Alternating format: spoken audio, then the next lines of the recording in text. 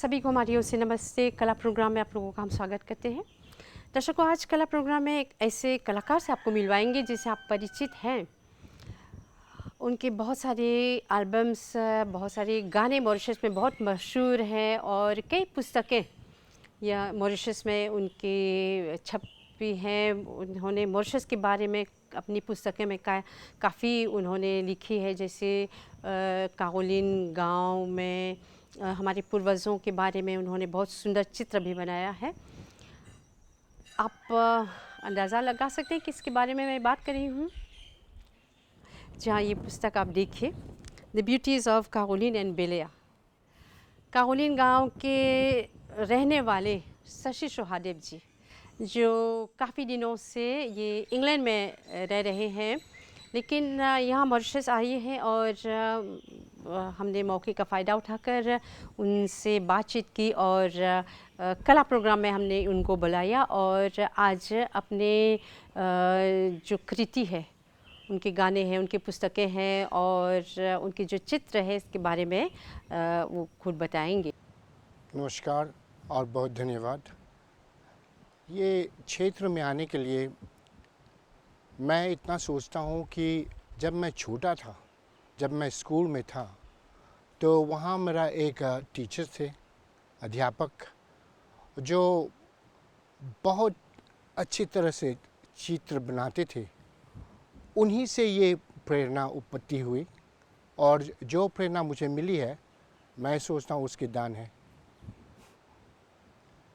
और जाते जाते जैसे मैं बढ़ता गया, दूसरों से पढ़ने से, देखने से, लिखने से, उनके काम से प्रेरित हुआ। मुझे ऐसे अच्छा लगा कि मैं भी कुछ कर सकता, क्योंकि मुझ में वो भी कला है। लेकिन वो कला उभारने के लिए आपको थोड़ा मेहनत करना पड़ता, क्योंकि जैसे कि पिकासो है, मोने है, बहुत से ऐसे आर्टिस्ट हैं, वैन गॉग, तो उन लोगों से भी प्रेरणा मिलती है कि वो लोग अपने हाथ से किस प्रकार से वो पेंटिंग करते हैं। लेकिन इतने कहने का मतलब ये है कि जैसे उन सभी के एक स्टाइल है, हमें भी अपने एक स्टाइल से काम करना पड़ता है। मैं तो जो हूँ सो हूँ, मैं तो पिकासो नहीं हूँ, लेकिन जो मैं प्रोड्यूस कर सकता हूँ, एग्जिबिट कर सकता हूँ, वो जब लोग देखते हैं तो वो कहते हैं कि ये शशि जी के हैं। तो उसमें एक भाव है, एक इनबिल्ट कैसे कहते हैं कि आइडियाज़ है, वो पेंट, उसकी स्ट्रक्चर, उसकी कॉन्सेप्ट जो मैं सोचता हूँ वही मैं दिखाता हूँ। जैसे कि मेरी एक पुस्तक है, वो कहते हैं द ब्यूटीज़ ऑफ कागोलिन बेलिया। अब उसकी जो कवर है, तो मैंने सोचा कि उसकी कवर मैं कैसे प्रोड्यूस कर सकता हूँ दूसरों को बताने के लिए कि ये कारोलिन के है। तो उसमें 3 घोड़े हैं और घोड़े पर सवार है 3 लड़कियाँ और उनके नाम हैं लालोरा, कैरोलिन एंड ओलिविया। तो वो लोग जब वहाँ पर रहते थे, तो वो लोग जाकर अपने गांव में या तो खेती में अपने घोड़े पर जाते थे। तो वहाँ से वो देखते थे कि लोग काम कर रहे हैं या नहीं कर रहे हैं।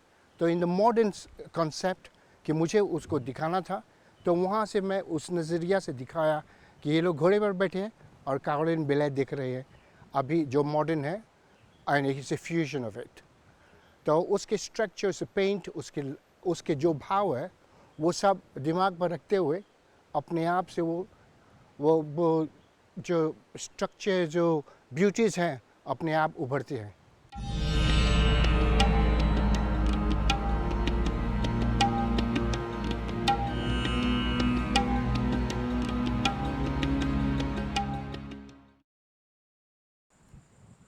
हाँ, तो मैं आपको एक चित्र दिखा रहा हूँ। उसके ज़रिए आपको इतना ऐसा पता चलेगा कि हमारे पूर्वज कैसे आए थे।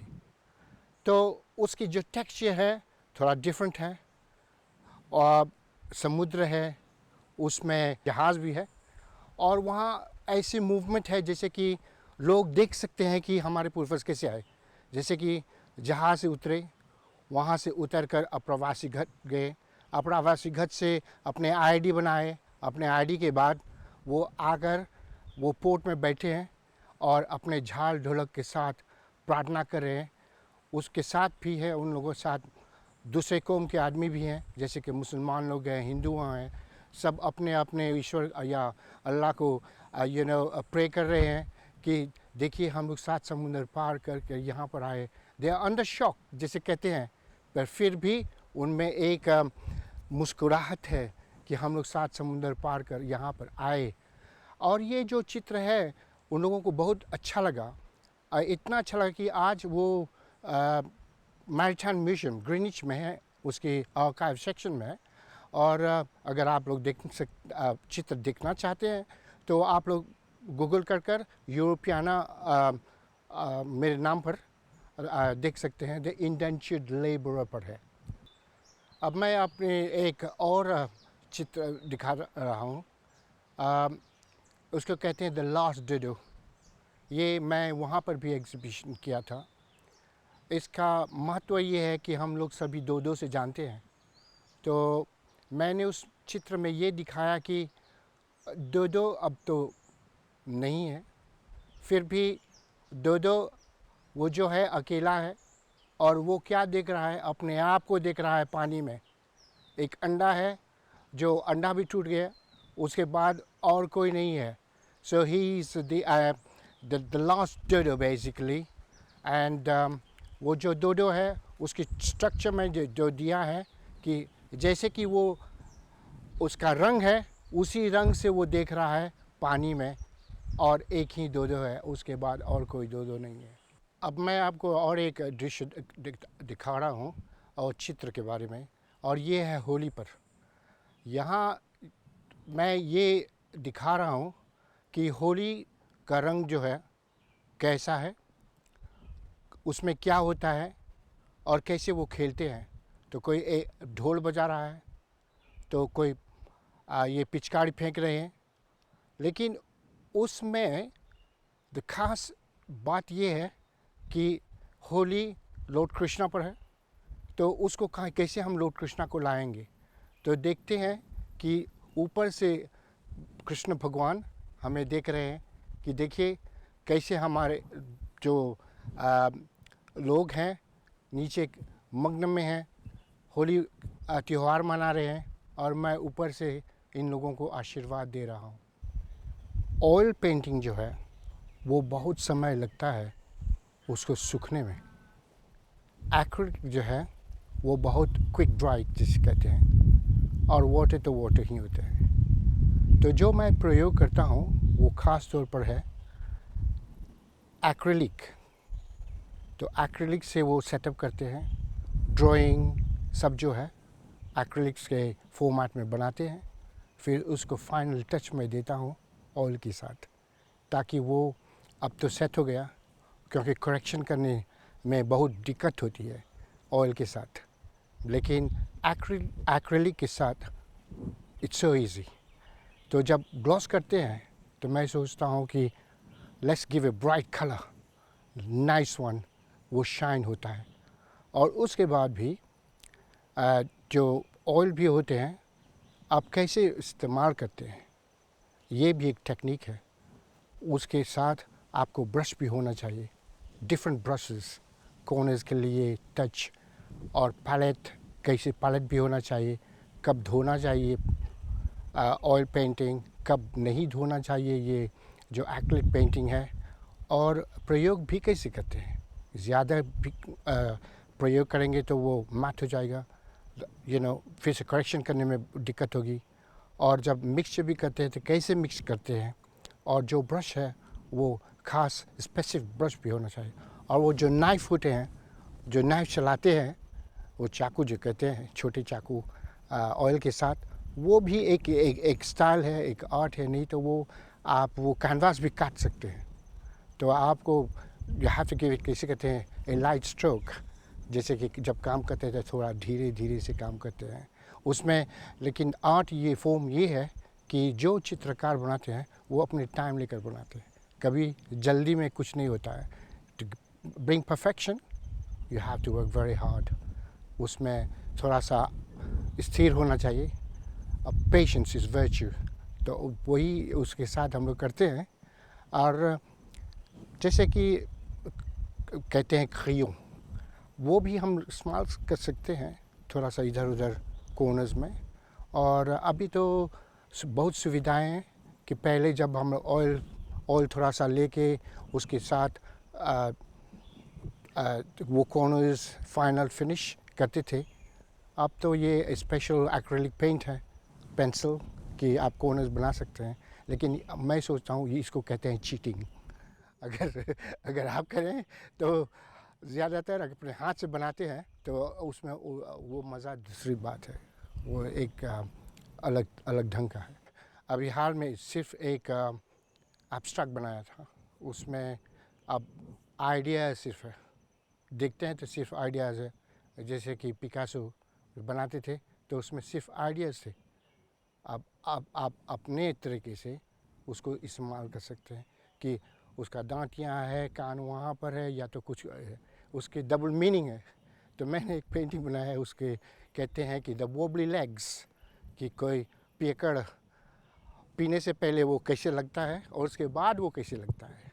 और वो जो मेज़ का जो लेग्स है उसको क्या, तो उनके पाँव कैसे चलते हैं, तो थोड़ा सा वोबली लेग। देखिए जब हम बढ़ रहे थे, लाइक ग्रोइंग अप, तो हमारे परिवार उतने कमा नहीं सकते थे।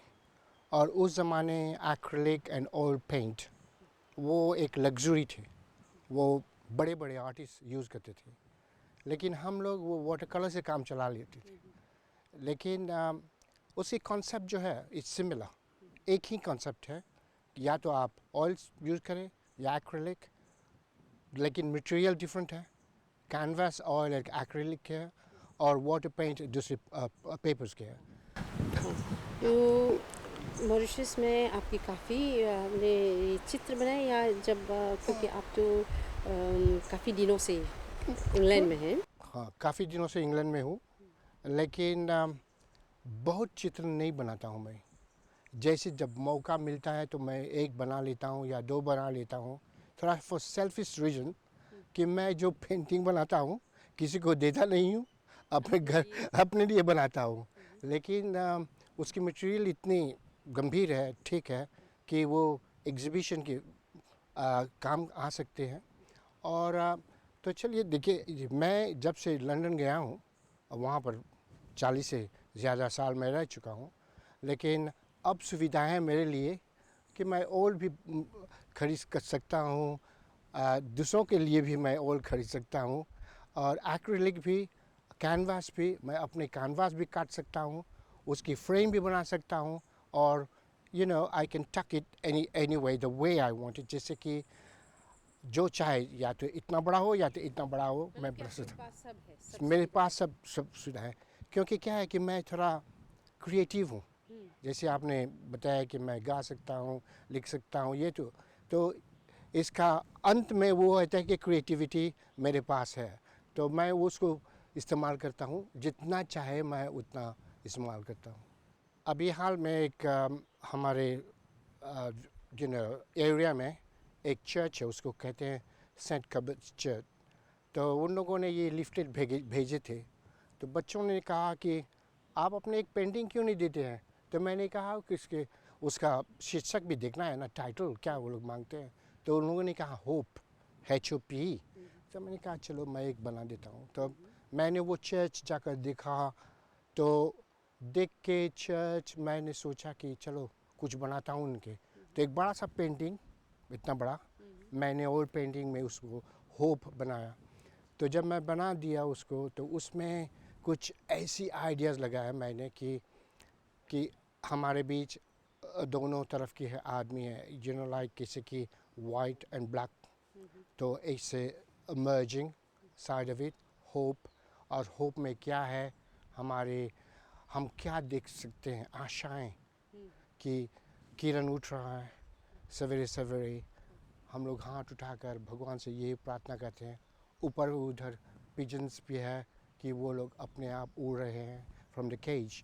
सो ये सब मैंने जब बनाकर उसको दिया तो उन लोगों ने इतने इम्प्रेस हुए कि अब उन लोगों ने कहा कि ये तो बहुत अच्छा एग्जीबिशन होगा। तो उन लोगों ने अपने फॉर्मेट चेंज करके वो जो मेरे बनाए हुए थे उन लोगों ने अपने लिफलेट में लगाए कि ताकि और लोग आ सकते। तो मैंने कहा कि this is a present for you. ये पहली बार मैंने किसी को एक पेंटिंग दी जो कि उनको बहुत अच्छा लगा।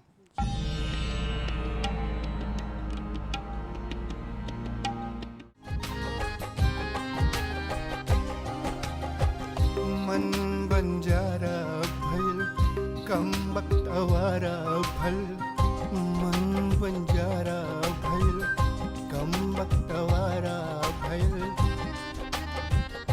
सीधा लंदन रवाना हो गई एक लंदन वाली कुड़ी पे दीवाना हो गई दिल इश्क प्यार लव रोमांस के खजाना हो गई। गीत भी गाते हैं आपके, बहुत सुंदर गीत है, भोजपुरी गीत, एल्बम है और कई पुस्तकें भी हैं। क्यों ये गायन के क्षेत्र में आप कैसे आए? देखिए, हम जब छोटे थे तो मेरे पिताजी गायक थे और वो गमट करते थे। हाँ, तो गांव-गांव में गमट करते। हाँ, साल पुराना है? बहुत साल पुराना है और साथ में वो लिखते थे, अच्छा। कंपोजिशन भी बनाते थे। तो हमारे घर पर वो गाना बजाना हमेशा के लिए थे। हारमोनियम भी था, तो मैं हारमोनियम भी खेलता था छोटे ही से। और जैसे कि कहते हैं कि संस्कारी, जो संस्कार आपके पेरेंट्स देते हैं तो वही संस्कार बच्चे भी लेते हैं। तो हमें वो संस्कार मिले। तो मतलब कि आपके आपके पिताजी काउलिंग गांव के एक गायक, प्रसिद्ध गायक थे। प्रसिद्ध गाय थे मनीलाल सौंतेया। हाँ, हाँ, उसका नाम अभी तक मॉरिशस के हिस्ट्री में भी है कि वो लोग उस समय गाते थे। भोजपुरी गीत गाते थे या? न विषय ही। अच्छा। हाँ, विषय के जैसे कि स्वामी दयानंद या तो ईश्वर स्तुति या जो भी है वो लिखते थे, गाते थे। विषय को चुनकर। हाँ, विषय को चुनकर वो। लेकिन आप मतलब कि बचपन से ही ये हारमोनियम ये सब बजाते थे? हाँ, थोड़ा शरारती थी मैं, तो थोड़ा नटखट। तो वो लोग नहीं चाहते कि मैं सिर्फ गाना बजाना करूँ, बन गया लेकिन बन गया। आप मतलब कि मल्टी टैलेंटेड है ना? तो वो लोग कह सकते हैं कि, लेकिन वो जो भी है मल्टी टैलेंट वो आपको अपने आप बनाना चाहिए। नहीं, वो लोग नहीं कह सकते कि आप मल्टी टैलेंटेड हैं। नहीं, वो नहीं चाहते थे कि आप गायक बने, लेकिन आप तो बने गायक, कवि और चित्रकार भी। हाँ। और आप पुस्तकें भी लिखते हैं। अभी आप कितने गीत जो है भोजपुरी गीत? बहुत से एल्बम हैं मेरे पास। एक एल्बम था लैला लैला जो कि मॉरिशस में कितने साल तक चले, 5 साल तक चले।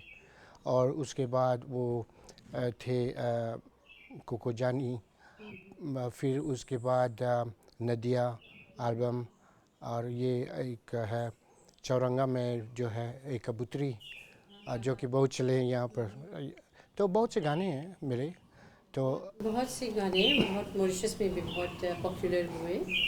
और गाना लिखना, संगीतबद्ध करना आपके लिए आसान है या? देखिए, वो एक प्रेरणा है। ये ना, आप क्या करना चाहते हैं जीवन में? या तो बैठ कर खाना खा सकते हैं, या तो पुस्तक पढ़ सकते हैं, या तो सिर्फ पुस्तक पढ़कर फेंक सकते हैं। मतलब कि या और इंटरेस्ट बहुत होना ज़रूरी है। और आप क्या पाना चाहते हैं उसके ज़रिए। जैसे कि मैं एक बात बताता हूँ कि बहुत से लोग नहीं जानते हैं। मेरी इच्छा थी कि मैं एक दिन लंदन में फॉर द ब्रिटिश कम्युनिटी के लिए मैं भोजपुरी एक्सप्रेस करूं गाकर। तो मैंने इंडियन हाई कमीशन से बात की।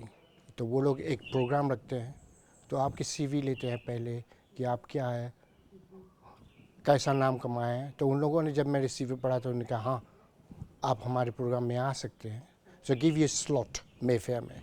तो मैंने सोचा कि ये प्रोग्राम खास है, मुझे खास म्यूजिशियन चाहिए। तो मैंने सुरेश चट्टू और आनंद चट्टू से बात की। तो मैंने कहा look, I can't sponsor you, अगर आप लोग मुझे कोई सहायता से। तो उन लोगों ने लंदन आए। तो मैंने कहा कि मुझे भोजपुरी संतूर पर चाहिए, संतूर पर भोजपुरी चाहिए और तबला ढोलक। लेकिन प्रोग्राम ऐसा चकाचक रहा कि आज तक वो लोग बात करते हैं। लंदन में अकॉर्डियन भी थे। तो बहुत प्रोग्राम अच्छा चला। और उनके जो कैसे कहें, उनके न्यूज़पेपर्स भी है, न्यूज़ लेटर्स, तो उसमें भी छपा गया कि ये मॉरिशस का है, यू नो, इन लोगों का कल्चर ये है। तो और करना चाहेंगे भविष्य में कुछ ऐसा? भविष्य में भी तो बहुत चीज़ें अभी लाइन पाइपलाइन पर है। अभी और पुस्तक, एक दो पुस्तक लिख कर मैं रखा हूँ पब्लिकेशन के लिए। और उसके बाद, क्योंकि मैं अंग्रेज़ी में तो खास लिखता हूँ, उसके बाद बिहारी भोजपुरी में भी लिखता हूँ। जैसे कि भोजपुरी में बिहारी बाबू है। और ये मैं देख रही हूँ, हाँ ड्यूटीज ऑफ काहुलिन एंड बिलिया। हाँ, इसीलिए तो मैं इसके आपके जो गांव है काहुलिन कावन के पूरा history। हाँ, पूरा हिस्ट्री है इसकी। कि मैंने सोचा कि कभी कोई लिखता है ही नहीं किसके लिए, तो क्यों न मैं अपने गांव के लिए, जहां मैं पैदा हूं, उसके लिए मैं एक ट्रिब्यूट करता हूं। तो मैंने इसे ट्रिब्यूट किया है। तो इसमें मैंने, कितनी पुस्तक है आपकी? मेरे 10-12 होंगे। अमेज़ोन पर मेरे पुस्तक भी आपको मिल सकते हैं कि a diamond for Jasmine, longest sleep और माय लिटिल जिनी आपको मिल सकते हैं। आप खरीद सकते हैं, आप ऑनलाइन भी पढ़ सकते हैं। सो बहुत सी चीज़ें हैं। एक गीत है जो कि मैं ख़ास तौर पर सोचता हूँ कि छोड़ के जब गए विदेशवा हो, काहे गो चिट्ठियाँ न लिख ले हो, काहे गो चिट्ठियाँ न लिख ले हो, काहे गो चिट्ठियाँ न लिख ले हो। अब देखिए पिताजी क्या कहते हैं कि तू उधर गया है लेकिन हम तुम्हारी याद कर रहे हैं। खेत में जमल पागन्ना, पंछी खोजत बादाना। कि यहाँ पर तो कोई नहीं है, तुम हमारे लिए। और हम अब तो रोजगारी भी नहीं कर सकते हैं। खेत में जमल पागन्ना, पंछी खोजत बादाना, चुगना जाए हर एक दाना, पंछी पिंजड़ा तू तोड़ाना। कि मैं वहाँ पर एक पंछी हूँ जो एक पिंजरे में बंद हूँ, तू वहाँ से तोड़ कर चले आओ। आस है कि बच्चा वहाँ से आएगा। तो इसी धारण में मैं लिखता हूँ। तो कभी मैं थोड़ा फ़नी भी लिखता हूँ, कैसे जो है, अरे कबूतरी तू फुर से तो उतर, आ देख तो इधर, अरे देख तो हर राजा खड़ा बाले के बाजा, अरे देख तो हर राजा खड़ा बाले के दाना, एक कबूतर कबूतर एक कबूतर। मुझे ये गीत बहुत सुनने में आया मॉरिशस में। अभी भी वो फरमाइश करते हैं ना, तो ये गीत आता है। ओके। अच्छा, आप विदेश में काफ़ी समय से हैं। ऐसा आपको नहीं लगता है कि मॉरिशस की बहुत याद आती है? देखिए, याद तो बहुत आती है, लेकिन वहाँ पर मेरा जीवन है।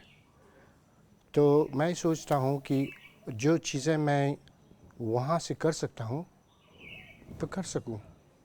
और इसी कारण मुझे याद आती है, लेकिन उस याद को संभालने के लिए मैं ये सब चीज़ें करता हूँ। हमारी एक सोसाइटी भी है जहाँ पर हम लोग हर सप्ताह, हर महीने कुछ ना कुछ प्रोग्राम रखते हैं, जैसे कि महायज्ञ, महाशिवरात्रि, दिवाली, सब उत्सव मनाते हैं बच्चे। काफ़ी वहाँ पर मॉरिशन है जहाँ पर आप रह रहे हैं। हाँ, काफ़ी बहुत से लोग हैं। तो उसको चलाने के लिए भी कोई चाहिए, जैसे कि सुनील मांगा है, मैं हूँ, हम लोग साथ मिलकर चलाते हैं। और बहुत से लोग हैं जो सहायता करते हैं। अगर नहीं करेंगे तो क्या करेंगे, और यहाँ पर आकर वही करते हैं। तो मैं सोचता हूँ वहाँ पर भी एक कम्युनिटी है जिसको हम संभाल सकते हैं। अगर वो संभलना चाहते हैं तो हम लोग थोड़ा गाइडेंस देते हैं। सुहादेव जी, बहुत अच्छा लग रहा है कि आज कला प्रोग्राम में आप हमारे साथ हैं, और हमारे दर्शक जो हैं ये जानकर उन लोगों को अच्छा लगेगा कि आप मॉरिशियन हैं। आपका जन्म मॉरिशस में हुआ है, फिर काफ़ी दिनों से आप इंग्लैंड में हैं। आपने चित्रकारी, आप ये जो कला के क्षेत्र में है, ये मॉरिशस से ही, आप बचपन से ही हैं, और इंग्लैंड में जाकर भी आपने काफ़ी खोज की, पुस्तकें लिखी हैं, गाने गाए हैं, एल्बम बनाए हैं, और इसके साथ कई वो ड्राइंग्स, पेंटिंग्स किए हैं। तो यहाँ समाप्त कर रहे हैं कला प्रोग्राम, और आज इस प्रोग्राम में हमारे एक हमवतन शशि सुहादेव जी से आपको मिलवाए। और ऐसे बहुत सारे कलाकार हैं जो विदेश में हैं, हमारे स्थानीय कलाकार, उनको भी हम आपसे मिलवाएंगे। तो ऐसा एक और प्रोग्राम लेकर फिर हम मिलेंगे। हमारी ओर से सभी को नमस्ते।